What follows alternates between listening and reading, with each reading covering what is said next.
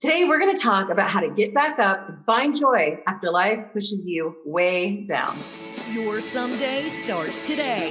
It's time to explore and test the newest science, methods, and trends for creating a life you love with your host, Tanyamfk.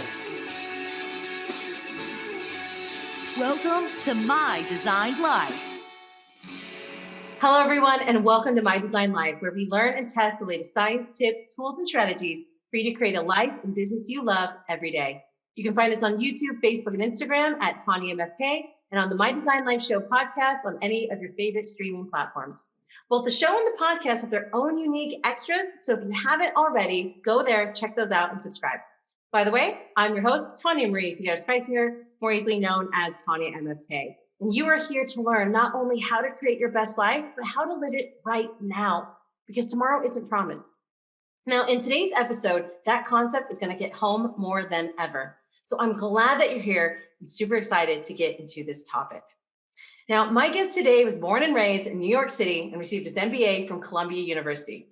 Quickly recruited by one of the world's largest sovereign wealth funds in 1997, it was shortly after accepting the position that he and his wife were confronted with a life event that shook the very foundation of their hopes and dreams. Desiree, his wife, while pursuing an MD, PhD, was diagnosed with stage 3B breast cancer right before her 31st birthday. Now, despite their trials, both Robert and Desiree thrived. But unfortunately, in 2009, after an 11-year valiant battle, Desiree succumbed to the metastatic breast cancer. Like many of us, this experience in life put him on a trajectory to pursue what he deemed to be a more purposeful path in life. 2014, he threw caution to the wind and left his comfort zone to follow a childhood dream of living in Italy. With a passion born through caring for his wife, he studied to become a transformational life coach. He now lives in the same Italian village his great-grandfather immigrated from over 100 years ago and is supporting people globally to rise up through the ashes of any fire that's brought their way. So please give a warm welcome to Robert Pardi. Hello, Robert. Hey, how are you? Thank you very much, by the way. I am so excited to have you there. Really. I mean, you and I have very similar paths, both business powerhouses, if I may say, that were widowed by cancer, and we left our US roots and eventually ended up in Europe, focusing on teaching people to create their best lives despite their circumstances. When I first read your bio and found your podcast, I was like, I have to find out who this woman is, because it was so similar, and the work you're doing is great. So thank you. Part of it is that feeling is so mutual, and that parallel. I mean, it blew me away as well. And I was like, this conversation has to happen. And we had our own conversation, guys, before this, and this is how this happened. It was like this has to continue, and we just have to record it. So we're focused today is how to rise up, how to get back up, that resilience, what it takes, how to do it. And I know we're both adamant about going beyond inspiration and motivation into giving actionable steps. So I'm really looking forward to sharing specific ideas with the audience so they can live this mindset, right? 100%, I'm right there with you. Yeah. Well, there's so many things I want to cover today. I cautioned you before the show. I was like, it's going to be so hard to not make this like a 3-hour show. But let's first start by defining resilience for the audience. I want to make sure we're clear on what we're talking about, what it really means, because I think we hear it a lot.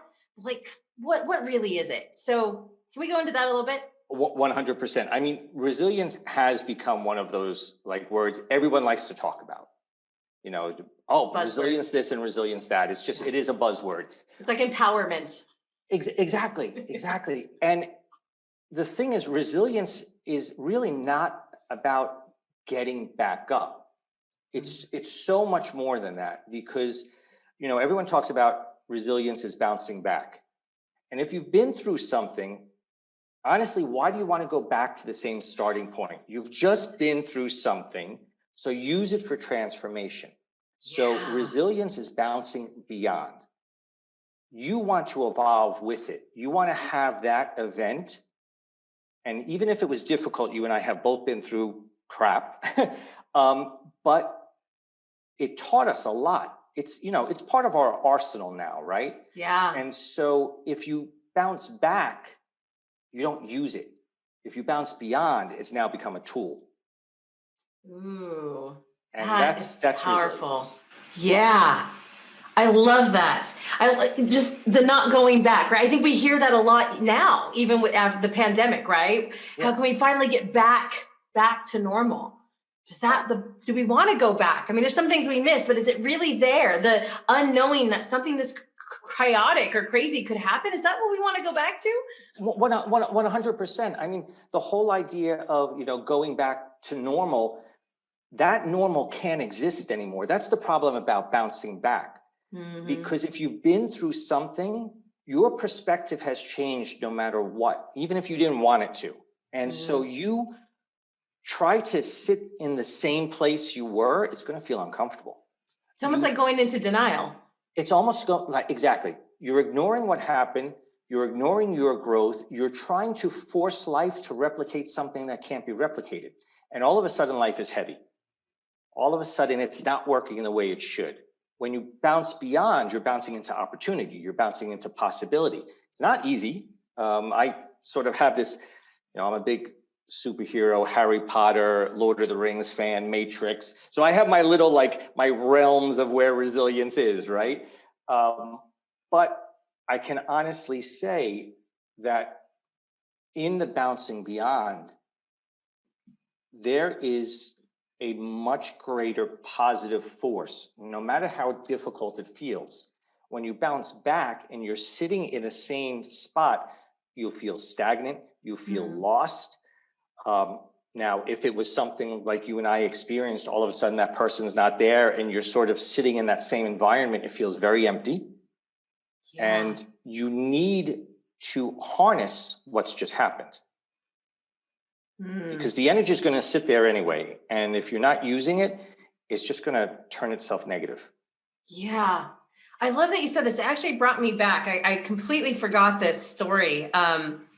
After, the whirlwind that I went through, I know you went through, 11 years of battling it. I went through a 4 months. I mean, it was so quick. It was from, diagnosis to just degeneration and finish. And so that whirlwind and chaos and what your life turns into from, normal, quote unquote, I go to work, I do these things, to like hospital visits and then hospice and funeral arrangements and all of these things. And then the whirlwind aftermath of that, there was definitely this idea of like going back to normal. Like it's the dust starts to settle and people aren't showing up or checking in on you as much and all these things. And I remember going back and like hanging out with some old friends and kind of being like, yeah, this is the stuff I used to do and it's back to normal. And having a very awareness moment of like looking around the room and seeing what everyone was doing and just being like, I don't belong in any of this right now anymore. Like, I don't. So amazing you said that. So amazing you said that, because change, now we can institute change, and that's a little different. What we're talking about is change that happens that we haven't wanted, right? Right. And that's where you really need your resilience. The interesting thing is we are all resilient. Everyone that's listening to this, they're resilient. They don't know how to use it. They wait until their back is against the wall and they're like, I can't take one more thing. They find a way to do it. So they've touched into their resilience. They plow through. That's our nice American term, right? Plow through, they plow through, but yet there was no growth because they didn't consciously access resilience. And what you said about not belonging, any change brings with it an impact on identity. And you have to be aware of your identity. And for you, that 4 months, in that 4 months, you learned language you probably would have never known about cancer, treatments, diagnoses, medicines, everything else, right? Yeah. Same with me. I was learning how to draw blood and, plug in a port and do all kinds of crazy things. All of a sudden, you can't talk to your friends about that necessarily. And you're off center. Also, there's the part that, especially when it's a loss of someone you love, it's so uncomfortable for other people that they don't know how to discuss it And so all of a sudden you're also feeling out of sync with everybody else because they're like, ooh, what do I say to Tanya? Is this okay? And that's where just bouncing back and going back into that, you feel like an outsider in your life. Oh my gosh. Yes. Yes. And that's very demotivating, right? That's really heavy because all of a sudden, and I know I definitely went through this. There's this idea of, where do I belong? And that's when you start to do the work. So yeah, it was so funny because I had this I tend to always have my long sleeves on, but I have plenty of tattoos all up and up on my arms and everywhere. And when I first started going back into the world after this, I remember showing up. I was 25 when this happened, so I was very young, and most of my friends, they're still the college years are finishing up, they're partying and all this stuff. So I was like invited to stuff, and I'd be, oh, can I come hang out? Like, you've had a hard time. And I would walk into a party and I would feel like the movie where like the record skips and like everyone stops and just looks at you. Yeah. Like, oh, she's here. What do we say? And it was that uncomfortability for everyone. And I think more, like you said, more so for them, that I felt like I had kind of this equivalent of like the scarlet letter. And so I ended up getting a tattoo on, like, because I wasn't going to do one on my forehead. So I put it on my neck, on the back of my neck. That's the number 1 in Greek, because I felt like it was like, oh my gosh, it's just her, because I had this identity of the couple, right? Like, you've had this experience as well as when you lose a spouse, you had this identity as a couple, and you just show up, and that identity is not there, and they are used to that identity for you as well. And it was such a strange transition and mental awareness in so many spaces. And that was my way of kind of owning it, was just like, I'm just going to stamp myself with it and go, yeah, this is what I have. But yeah, you covered those spaces. Like, it's so interesting to go through that. One of the things while we're still here a bit on the resilience, one, you've said, and I've heard you say this in other things and interviews as well, like, you're already resilient and you just have to learn how to access that resilience on demand. I don't know if you can sum up that whole process right now, but what do you mean with that? Sure, I definitely could. I spent a lot of time thinking about it personally. I also want to say one of the things that's interesting about, identity, right? Just to go back to that, when you're sort of off kilter, you're off center with other people, and you need to redefine your identity. That is the moment where you can redefine your identity to transform and be like, hell, I want to be the person that transforms. And so that's how you sort of reconstruct your identity. Now, how you access your resilience, basically at the end of the day, resilience is our ability to stand in who we are for what we want. Right? So the 3, let's say, realms that I talk about, it's your purpose. You really have to understand what it is that you're living, your values, everything else, right? There's your perspective. I keep a kaleidoscope with me. Because just looking through this and you're turning it, all kinds of possibilities in here, right? That's perspective. Yes. That's perspective. I love that. So are you looking at life as something limiting and it happened to you? Or you're looking at life saying, okay, what else is out there for me? And it's more of a growth mindset. Yeah. And then the other is personal power. And a lot of people ask about personal power, but personal power is it's personal. Today the word is agency, but it's really just asserting yourself. You're here, or we're all here to express ourselves. We're all here with an identity, with a uniqueness. And so when you bounce back, you're trying to force yourself back into the peg into the hole situation and fit back into something, but your identity has shifted. So your personality has been tilted in some way.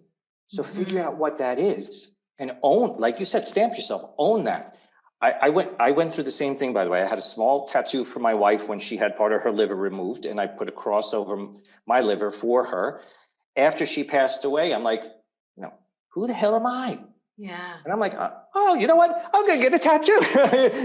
That represents me.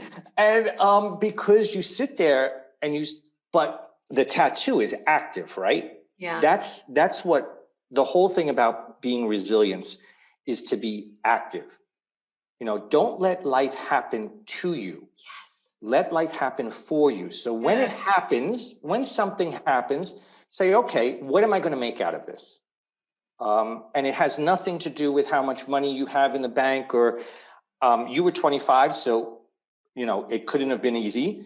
No. After an 11-year battle with breast cancer, let's just say there was no money left. Right. When I did leave my investment banking job and moved to Italy, I was teaching English for $8 an hour. Right. Right. Full shift from where you were before. Yeah, and I kept thinking to myself, is $8 even worth it? Like, maybe I should have worked, but it was just, but I was standing in my purpose, my perspective, and my personal power. It's that intersection. Yes. When they converge, that's resilience. Yes, I've heard you say that, like resilience is found at the intersection of purpose, perspective, and personal power. And I love that. I'm so glad that this naturally went over there.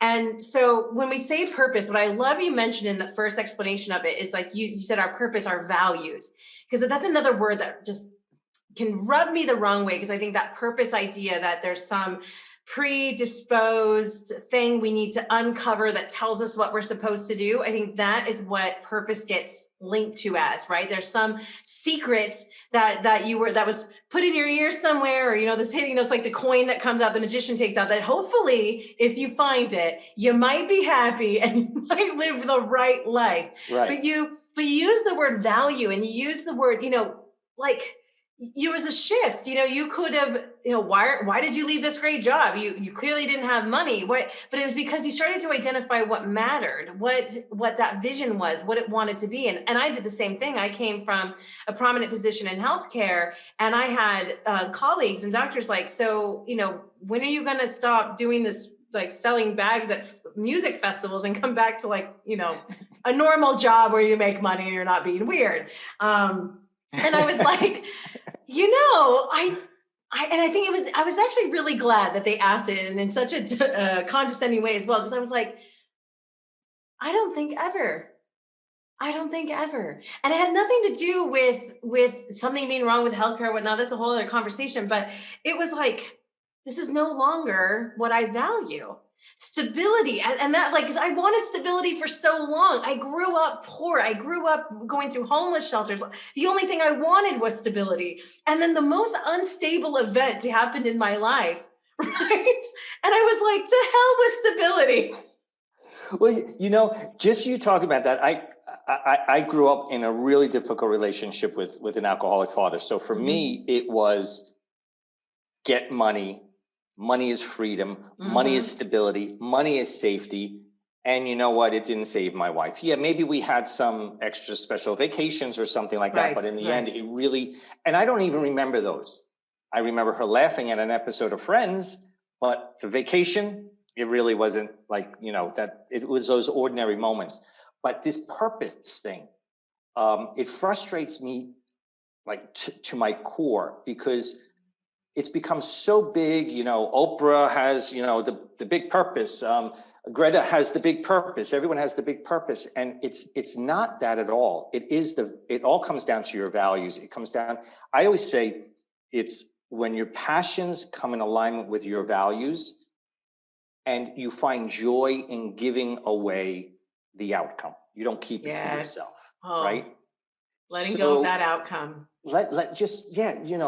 And for me, I learned it with Desiree, of course, because I had to leave my job at some point in time.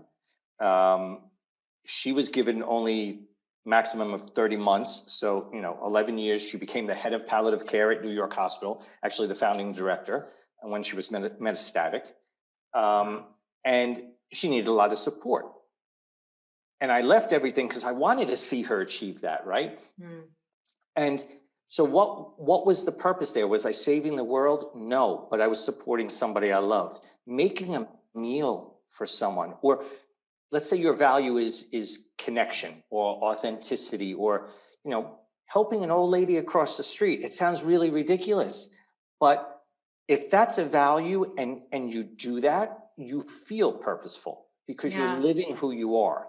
And Yeah. so I love that you brought that up, because purpose is not, first of all, purpose changes anyway. Like your purpose changed because of a life event. Yeah. It's very interesting because cognitive behavioral therapy is actually based on Stoicism. And Stoicism, the ancient Stoics like Marcus Aurelius would do value clarifications exercises during their whole life. Yes. Yes. We do them at least once a year, if not twice a year, to just reestablish, confirm, change what they are. Yeah. Because people don't ask you, they ask you how you've been. I always tell this, like people go, how have you been? Have you heard what Cindy did? No one goes, who do you want to be? Oh, wow. Great question. Right? Hey, Robert, who do you want to be this year? Who do you want to be this month? One of the things we do in our planning sessions, the question we ask towards the end of it, we look at our last 30 days. It's great to have macro vision. I love macro visions. I've written my obituary and where I want to be and working backwards. I love that stuff. It's beautiful. And it gives us a North Star. But like you said, it changes. Our identity changes. All these things change, not just through trauma. They change all the time. That's the one constant we can depend on, is that everything will change, right? Right. But we also need to pull back and go, what about the last 30 days? How did that go? What can I learn from that? Who was I? Did I show up the way I wanted to? And how can I show up the next 30 days? Who is Tanya going to be in June? Not just on her deathbed and when she's 98, because that's what I chose. My age of death is 98. But I'm 96, by the way. That's pretty cool. It's like, yeah, 90s. Yeah, see, there we go. The 90s are a good place to let go. But I'm like, what about June? Who am I going to be in June? Who am I going to be in June? And so we look at just that micro vision. We come back down and go, I can have power, not control, but I can have power in who I show up as for the next 30 days. I love that you just said that, because what the real power is choice. Yeah. And what people really don't understand is that type of thing you're talking about now, that's a choice of who you want to be. I always ask my clients, I ask them, what is it costing you to stay as you are? Like I throw a cost in there, right? Yeah. Because, and the other thing as well is, again, if you go back to Stoicism, they had an evening reflection. Yes. Where they would look and say, did I adhere to my values today? And what values do I want to make sure I put into place tomorrow? So we were much, now, of course, times have changed. We feel like we're busier, but this is where choice comes in. Do you want to watch that, if you're binging on Netflix, that next 15-minute episode, or take that 15 minutes and think about your values? Right. Choice. Right. So yes, looking at it, we do this thing we talk about, like at the end of the day, this end of day assessment. We do a weekly assessment. We have our month, then we look at our year, our big year kind of reflection and planning session. Because I think it's Robin Sharma said, a great life is made up of successful days, of wonderful lived days. Yeah. It's not this big thing that happens in one space or the other. It's in each day. And so our success, and when I say success, I mean success in your heart, success in your life, whatever that means to you, it happens in the days. Yes. Because those days are what compound to make a great life. It's not this other big event that happens somewhere. It's those days. So taking that moment to look at each day. Did I show up the way who I wanted to be? Is there something I can learn and walk away from? What were my wins for today? Where did I fall short? What can I do differently? Each day. You use the perfect word, because everybody understands the word, because everyone focuses on money, compounding. Yeah. But it is our actions more than anything else that compound it. They are what brings us to or prevents us from reaching this idea. And that whole idea of success. Wow, yeah, like what is success for people? I always thought it was money, right? And now look, I live in a medieval town, and I was teaching English for $8 an hour, because success for me meant something completely different than it did when I was in a situation where I thought that I needed freedom and safety and so forth. Yeah. So it's very important to define that, because a lot of people, they focus on success is when I achieve. Right. If they Something can just outside. pull back to the point is I've won when I take the step into the arena. Yes. Oh, You I know, love that. that is it. Yeah. You've already won, because there's no guarantee we'll ever reach that long-term goal. But you know what? Go all in and live your life.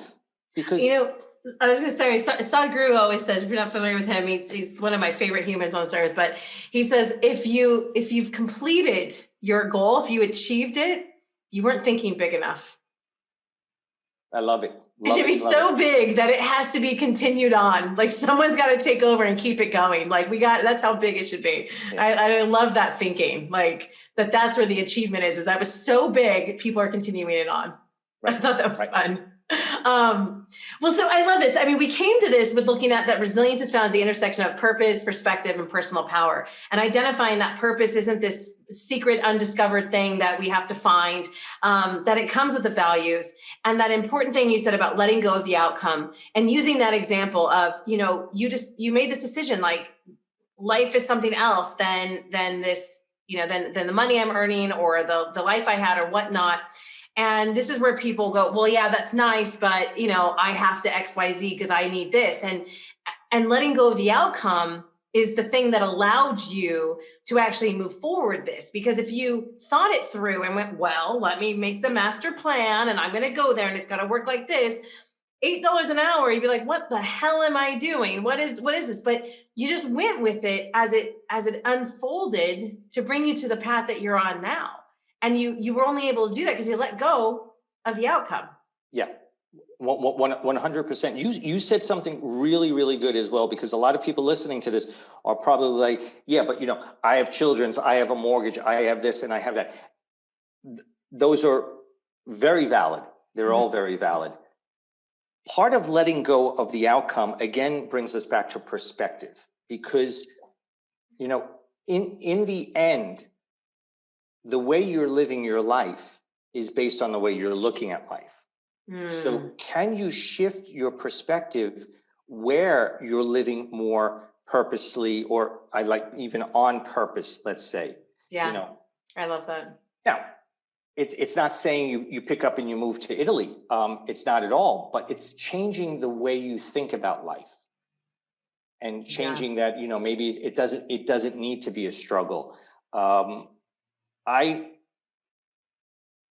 found through my wife's journey that joy exists in every moment. Yeah. And it's not something to put off.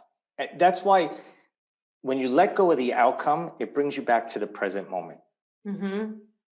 And like you said, the days, the moments, this is where we live. Yeah. This really is where we live. So yes, you have that goal. I had to, when Desiree's cancer recurred, I definitely had a moment where I fell apart, because all of a sudden I realized I couldn't save her. Yeah. And I had to surrender. There's another big word that everyone hates, but I had to surrender the outcome, because I'm not God, I'm not a doctor, I'm not a researcher. I wanted to be all those things, I really did, but I had to let it go. And so what happens when you let that go? All of a sudden you're brought to what you can do now. Yes. You get to just be there. Yeah. You get to just be there. Yeah. And that's choice, and that's where personal power comes from. And that's what, when you said, people listening, yeah, I have these responsibilities. That's all true. We all do. We all do. But can you sit there and start to live now? And if you've had a life event happen, can you take that to say, okay, you know what? This is life. Now, I love the question, what's next? Mm-hmm. Just ask yourself, what's next? And you said something that's really, really interesting about change and so forth. I say this all the time. The ancient Japanese had a calendar of 72 seasons. Wow. To remind us that everything is changing. Yeah. And so we really don't know what's going to happen in the future. We can work towards it, but what can you make happen right now? And that's why all these tools you have about the reflections and, the daily, the weekly, the monthly, and all of it's so important. Yeah. And I just try to systematize it, because it's like we get these inspirational moments and we get excited, but then it's like it fades. And so when we can bring it into something actionable, that becomes real. And so even that perspective thing, like you said, it's all valid. Hear that, everyone who's hearing this down going, well, yeah. And, unfortunately, and I say that facetiously, I didn't have a tragedy happen to me that pushes me to live into Italy or to go to China and do the things that these two people having this conversation did. The thing is that we can actually make these choices. We can look at our lives and say, instead of saying, I can't because, we say, well, how could I? How could I? And, you're talking about China and Italy and all of this other stuff. What about finding the 1 hour to go and see your child play soccer? Right. Instead of being on a call. Yeah. It doesn't have to be this uprooting. Right. You and I are both on that extreme that we're like, oh, hell, okay, if everything's going to blow up, then you know what? I'm just going to go someplace new. Yeah, right. That's what I mean about perspective. When you realize you are in control of your choice. Yeah. Because again, from the economics point of view, I don't see much difference between life and investing. And there's some really crazy statistic that, okay, we're going to live till our 90s, but basically the average life expectancy is 80. Mm-hmm. That's like 25,000 days. Imagine if you thought about that in dollars, it doesn't seem like a lot of money. Wow. Because you could spend that very quickly. You could buy a car, or that's your mortgage. A very small car. Yes. Yeah. And so all of a sudden, when you start to look at that, having that ability to focus on choice, you realize everything has an opportunity cost. Every yes is a no, and every no is a yes. Yeah. You're giving up something. And so do you want to be more, not forceful, but do you want to have more agency in your life where you say, you know what? No, on Fridays, I'm not going to take a call after 5 o'clock. Yeah. So, or I'm not going to keep my phone.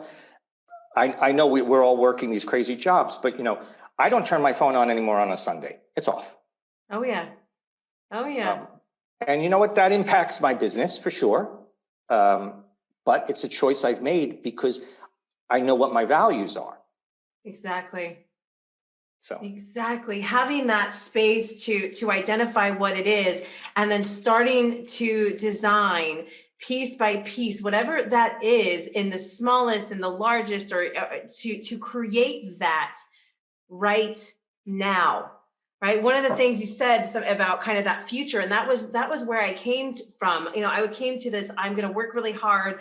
I was the workaholic. I was in healthcare, and I needed to create the stability, and we would create this great life that my husband and I could enjoy someday in the future. Yeah. And the thing that I hold on to, it's the tagline for the show, all of those things, is that someday doesn't exist. We have a Monday, Tuesday, Wednesday, Thursday, Friday, Saturday, and Sunday. There is no someday on the calendar. So if you want to make it real, it needs to become real, and a real date in real time that exists somewhere. So if you want to start playing piano again, could you do it for 20 minutes today? Maybe next Saturday. Make it real. Start to design that life now. Start to create it now, right? And one of the things we asked too is, how, and I learned this from Ramit Sethi, actually. He asked them, because he works in financial and all this, and but he was like, what is your rich life? And people would write all these different things that they want. And he's like, well, what part of that can you bring into your life now? And so I ended up, making this list. So my dream car for a long time was this very specific BMW and certain interior and all these things. And we got to a point in our life and my career where I was ready I could purchase this. And I kind of remembered that. And I came back to go, well, what is my rich life? And I started writing all the things I actually like, what I would want in my life. And they were, you know, buying all the organic fancy foods without ever looking at the price tag. Okay. I wanted massages every week. I want to go see the chiropractor regularly. I want to, you know, all these different things I started making this list of. And I was looking at like, there's a lot of this I could do now, especially without a car payment for a BMW. And so I made it. So actually my list ended up being called Better Than a BMW. And I started writing all the things that I could have and experience that rich, my quote unquote, my version of a rich life. And I started to identify. Now, I don't have the private chef yet. I don't have those things yet. So I have an aspiration. There's some goals there, but there were parts of that I recognized I could get this dream car that I arbitrarily had just because I liked it. I don't even drive that much. I live in a walkable city. I'm in Europe, for crying out loud, right? Like there's public transportation. I work from home. I don't have a commute, like all of these things. And I was like, I can do like a big chunk of these. And the other satisfaction was I noticed there's a lot of those things. I was like, I actually live some of this stuff now. I actually have this time off. I can take Fridays off, or I can do that. And so it was such a beautiful mindset place to kind of look and examine. But we're not given this homework in high school. We're not given this homework in college. And we certainly don't have anyone telling us to reflect on this as adults. Right, right. And so like figuring out how to have this process, how to have this space, how to change that perspective, like you were saying, to go, it doesn't have to be, you don't have to go, well, I don't want to uproot and move to Europe or train Kung Fu at the Shaolin Temple. But maybe you're the one saying, I always wanted to learn how to play guitar. I always wanted to, I don't know, dye your hair pink. Let's make it real. Let's do it. Let's figure out how you can do it now, because there isn't a someday.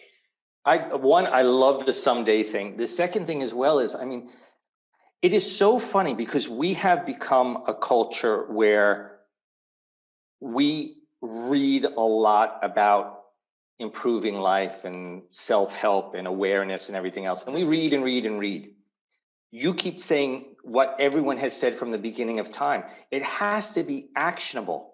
Yeah. Reading about it, there's nothing, it doesn't do anything for you. If you've read something that resonates with you, or you hear something, put it into action. Like my tagline, it personally is possibility in action, the way I live my life, because I think you need to be in action. And so, like you said, 20 minutes once a week to play the piano or something like that. What's really interesting is it's an American philosophy, but it's a Japanese name. It's called Kaizen. Have you ever heard of this? Yes. Yeah. I mean, we introduced it to Japan after the Second World War, and Toyota used it to become the biggest and best car manufacturer in the world at the time, because it talks about taking small steps. Yeah. You and I both uprooted our lives, and that, we took a big leap, but taking a small step is so empowering. It truly. You know what? I want to pull that back for a minute too, because we took a leap after going through some crazy stuff. But when those diagnoses, when those things came our way, I came from the healthcare system, right, Robert? Like I actually had a big background to have some, I guess, undergirthing of what might be in store for me. But at that same time, you and I walked into this having no freaking clue what was going to come. We had no idea how we were going to handle it. We had no idea what was in store. And the only thing we could do was take that next small step. Yeah. That's all we could do. So we did do that. We could have run away. We could have stuck our head in the sand. I can't handle this. I'm out. And I was appalled. I wasn't expecting to go here, but I was appalled. I remember being in the cancer center, and one of the nurses coming up to me, and they were like, it's so great that you're still here, that you're with him every day. And I'm like, well, of course. And they're like, no. You don't know how many people, they can't take it. They leave. They're out. They're like, I can't do this. Do you know, I actually wound up volunteering in the doctor's office where my wife would get chemo as a chemotherapy companion, which didn't really exist. I sort of created it. because we had met a woman, an amazing woman. She was diagnosed with triple negative breast cancer. And basically the day of her diagnosis, her husband divorced her and he left. Wow. And I couldn't imagine this woman, like her whole life is in shambles. She's going through chemotherapy all alone. And I thought to myself, this is just weird. And then they said, no, this is very common. Yeah. Unfathomable to me, but apparently, yeah, that's the thing. And I think that's what it is sometimes it's just so overwhelming. And so I want to take this moment actually for those of you maybe hearing this and finding yourself in some comparison or anything like that and go, the fact that you are here right now, whether listening, going through whatever's come through, the fact that you have not run away from this has already put you into such a beautifully strong, amazing place in your life and your mindset that you're still pushing through, that you're listening to a podcast like this, that you're listening to a show like this, that you haven't run away, because whatever it is that you've gone through so far, know that there are people who have completely given up on it. For sure. Yeah. And, I talk a lot about caregiving because of the 11-year journey. And for caregivers that are listening, it's an amazing experience. Now, the problem is it has a negative connotation, right? Because in a way, when you're a caregiver, hope doesn't really exist. But a parent is a caregiver. A parent is a caregiver, changes the diapers, takes care of the sick people, does all those things. But there's hope. It's like an investment in something. When you're a caregiver and someone is in an illness that is arriving to a destination, it feels like there is no hope, and it feels like an obligation. But if you can turn it into an opportunity to live that day in the best way possible, because our best, that's one thing, anyone listening to this, please, there's a lot about our best. Sometimes our best is 10%, sometimes our best is 100%. It's fluid. Showing up as your best means intention. If you haven't slept the whole night, you're not going to be 100%. But if your intention is to do whatever you can that day, you've won. Yeah. So that's what I learned as a caregiver. I learned that when you step into it and you look at it and say, okay, how can I make today as good as possible, supporting the person I'm caring for? It changes the dynamic, because again, it's not that end result anymore. And the horrible thing is, this never sits well with a lot of people, but we all have the same destination. We're not meant to survive life. Yeah. It's not easy to listen to, but so it is good to have those goals and aspirations. But today, what can you do today? And if you're in a caregiver role, don't let that stop you. Yeah. There's your bouncing beyond. Say, crap, this is a really crappy day. How can I make this a good day? Like I used to buy these, we called them happy napkins. I would buy these little tiny like cocktail napkins with all these funny sayings on them. And that would be our dinner napkin, right? And it would be like, oh, what happy napkin will we use tonight? It was the stupidest thing in the world. But like, what else was I couldn't do much else, right? In certain circumstances. So we deviated a little bit from that, but it's all very important because it all ties back to resilience. It all ties back to purpose. Yeah. Because there's a beautiful quote, and I think it's so important to visualize. And it's by Richard Bach. And it's a book called One, but he's the one that wrote Jonathan Livingston Seagull. But it says, we're each born with a block of marble and the tools to craft it into a sculpture. We can drag it behind us untouched. That's inaction. We can pound it into gravel. That's anger. We can craft it into glory. That's purpose. Wow. I love that.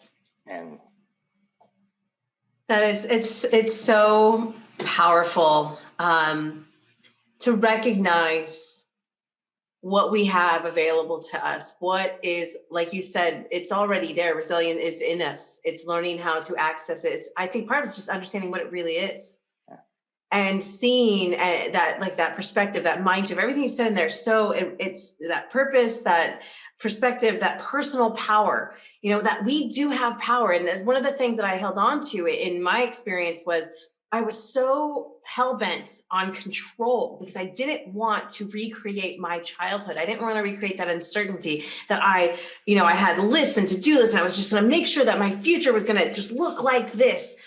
And you know what? I don't control a damn thing. You do one thing, right? Well, I had I had my choice. And that's what I always tell people is that I had power though. I had power in any of the things that happened outside of me. I had the power to change my perspective. I had the power to move in a way, to choose where I go and what I do. Like I am powerful regardless of what's going on around me. And love it. It's so easy for us to get stuck in that, but this, you're right. And like you said, now what? What's next? What power do you have to go forward in that? And I heard once someone told me, and it sounded really, this is one of the things for me that I say that people always feel like, oh, I don't know how I like this, but being hopeless is actually one of the most beautiful places to be, because then we recognize that the only person left that can make a change is us. 100%. Right? Because when we're looking for hope, we're like, I hope this or that's going to happen. But when we become hopeless, we're like, I guess it's up to me. And man, who more powerful than for you to be in your corner? So I think it's an amazing place to be. And my goodness, I mean, I can go on forever. Now, one thing I want to definitely touch in on just a little bit before we kind of wrap up. I mean, there's so many things. I love your DRIVE acronyms, all the things we're going to share. We obviously I'm an acronym fanatic, by the way, but okay.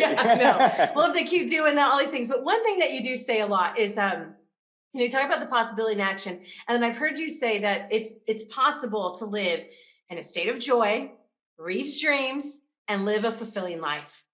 And that is the core essence of the impact that I want to have on others, to reach this understanding and that they can live this idea. They can live that, not the dream that's in the head and just always out there, but they can live that without it requiring a tragedy to push them towards it.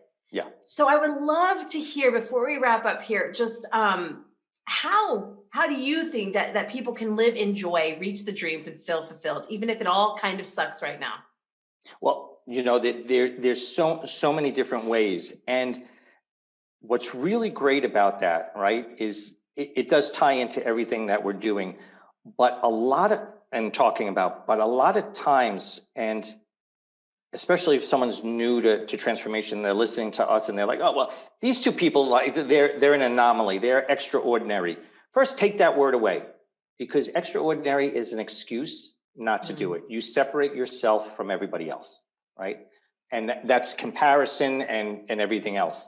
So one, stop comparing, because you are enough already. And part of understanding that you are enough already then gives you the perspective of saying, I'm here to live this life.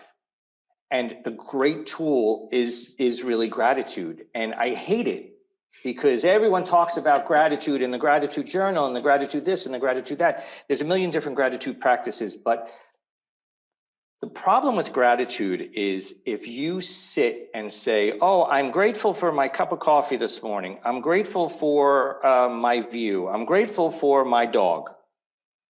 That really doesn't do much of anything for anyone. Because what you're grateful for is not those things. You're grateful for the emotion it evokes. And so real gratitude comes from understanding the emotion. And then what would happen if you didn't have that item anymore? You wouldn't have that emotion. And so when you are really, if you want to practice gratitude, it's not that, like I sit on my balcony every morning, I have this amazing view, and I sit there and I think to myself that I'm so thankful for this view, because it makes me feel calm. It makes me feel special. It makes me feel centered. I'm tying it to actually what I'm feeling, not what I have. Right. And I love that distinction. Once you start talking about what you feel, that's where joy lies. Because happiness is having. This is the crazy thing. Happiness is having. And you get a new car. You love it. It's great. It smells good. After a week or two, you know what? It's just a car. But when you are in the feeling, that's joy. And so what can you start to feel more today? What can you allow? We're very reluctant to allow ourselves to feel the good things. Yeah. We're either afraid that it's going to get taken away, suspicious, ooh, if I really say I like that, something bad is going to come and stop me from having it.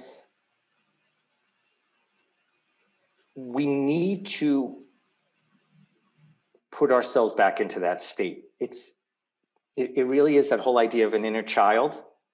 I mean, go out and be curious. Look at the wonder. Look at it with mystery. You look at a 5-year-old kid, they're not sitting there worried about, then they learn to be happy because they cry, you give them a toy and they got something. And all of a sudden we're showing that things can change the way you feel and they forget about the real connection. But before that, they're just happy playing with their Legos and they're in their own little world. And because they're in a state of joy, they haven't learned the boundaries. They haven't learned the limitations. So gratitude is a great practice, but feel more. Yeah. Feel more. I love that.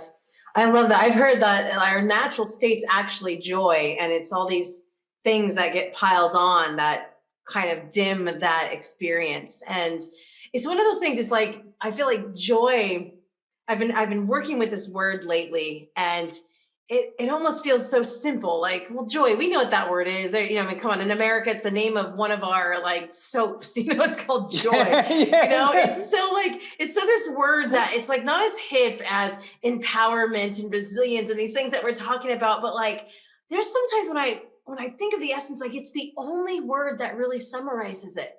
It's joy. It's just pure unadulterated joy. There's no other reason, and it's purpose. It just is, and that gets to be our norm. It can be our norm, but it's a matter of allowing it. I was going to say finding it, but it's not about finding it. It's allowing it because we already have it, right? Hey, 100. You got it. It's just allowing it into our lives, and also as adults, it feels odd. There's a great quote by Nietzsche, and it says something like, those who were seen dancing were thought to be crazy by those that didn't hear the music. Yes. And when we see people that are joyful, we're sort of like, well, they're a little weird. What a weirdo. But joy can only exist in the present moment. Because it's joy comes from experience. It comes from the experience you're having now. Right. Happiness you can delay for the future. It's getting something. It's getting that promotion. Joy is actually what's happening now. I love when I lived in Rome. I mean, my God, watching the kids eat their gelato. My mother would have killed me for the gelato that was all over their face and their shirts. But they're in it, man. They are just living that moment of the gelato. And we can do that. We can give ourselves permission to do that. It feels uncomfortable, but it is only when we make the uncomfortable comfortable that we can actually transform. Yes. I love it. I think I'm going to start referring to joy as messy gelato. I just need some messy gelato right now. Oh, messy gelato. Yeah. Messy gelato. That's what I need. So, oh my gosh, this has been amazing. Before my last question, please tell everyone where they can find you, what you have going on, anything and everything, so they know how to continue. Sure. Well, they can find me at robertpardi.com. What I have going on, the really, really, really big thing is I've written a memoir for my wife, which is called Chasing Life, and it's due out June 21st. Wow. And it's the story of Her evolution, my awakening, and living in a state of joy. It is a story about her battle with cancer, but living around it, not living the disease. And I think it's very important from this joy point of view. And I also am a mentor for an app which is called Huddol Journeys. And I've recorded it. Basically what it is a 7-day journey you go on, 15 minutes basically of theory and 15 minutes of practice. And you can do it at your own pace. And I've done one on resilience, leadership, loss, and coming out in a week, joy. So love it. Perfect timing. Oh my perfect gosh. timing. Love that. That is amazing. And please make sure when that book is ready, when it's out, tag us. We'll definitely share that and let everyone know that that's happening. It sounds amazing. So for my last question, what is, out of all these amazing things that we've covered and discussed, if someone is going, okay, I'm feeling inspired, right? That's step one. I love the inspiration's great, guys. I'm feeling maybe motivated.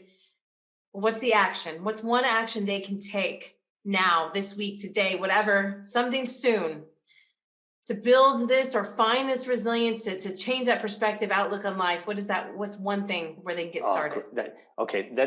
That's a great question. And I'm going to turn it back to something you said as well in terms of, can you find that 20 minutes? How can you redefine 15 minutes in your day to work on this? Whether it is journaling, whether it is gratitude, the more important thing is take a look at your life and schedule it in. Yes. Schedule it in. That's right to my heart right there. Yes. Schedule it. Make it real. It sounds real. So crazy, but we'll make sure to schedule the dentist, but we won't schedule what we love.